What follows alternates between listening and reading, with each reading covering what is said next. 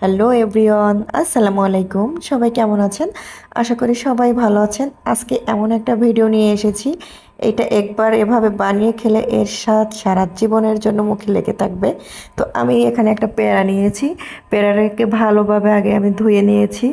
ধুয়ে এখন আমি এটা চাকু দিয়ে কাটি। আমি কিভাবে করতেছি অবশ্যই কিন্তু ফুল ভিডিওটা দেখতে হবে। এই যে একটা ছুরির সাহায্যে এটা আমি কেটে নিয়েছি। তো অর্ধেকটা আমি এভাবে কেটে নিব। তো সত্যিই বলছি, এভাবে যদি একদিন বানিয়ে খান এর স্বাদ কিন্তু জীবনেও ভুলবেন না। বাকি অর্ধেক পেয়ারা আমি গ্রেটারের সাহায্যে গ্রেট করে নিচ্ছি। এই যে দেখতেই পাচ্ছেন আমি যেভাবে বানিয়েছি ঠিক কিন্তু সেভাবেই বানাতে হবে। এই যে আমার দুইটা কিন্তু গ্রেট করা শেষ। তো এখন আমি এটার ভিতরে কি কি দিব দেখতে থাকুন। আমি নিয়েছি একটু তেঁতুল। তো তেঁতুলের ভিতরে আমি লবণ চিনি পানি দুইটাই দিয়ে দিয়েছি। তো এটাকে এখন ভালোভাবে আমি মেখে নিব, মানে তেঁতুলের ভিতরে যে রসটা আছে সেটাকে আমি বের করে নিব।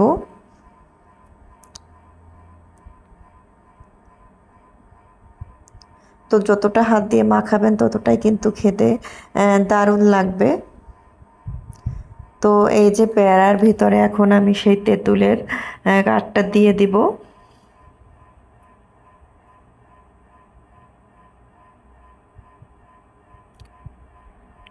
তো এখন দিয়ে দিয়েছি বিট লবণ, দিয়ে দিয়েছি ধনিয়া পাতা কুচি, দিয়ে দিয়েছি শুকনা মরিচ, দিয়ে দিয়েছি সরিষার তেল। এখন ভালোভাবে মেখে নেব।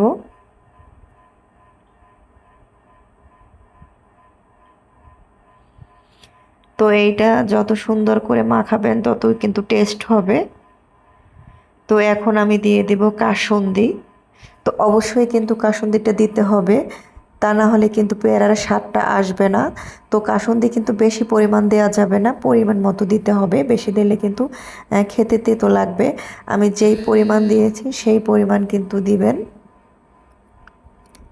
এই যে দেখতেই পাচ্ছেন কত সুন্দর একটা কালার এসেছে।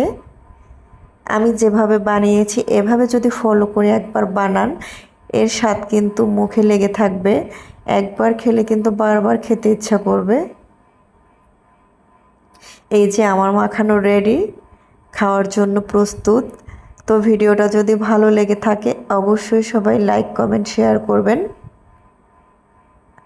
আর একবার হলো বানিয়ে খেয়ে আমাকে কমেন্ট করে জানাবেন কেমন হয়েছে। তো সবাই সুস্থ থাক, ভালো থাকবেন। আল্লাহ হাফেজ।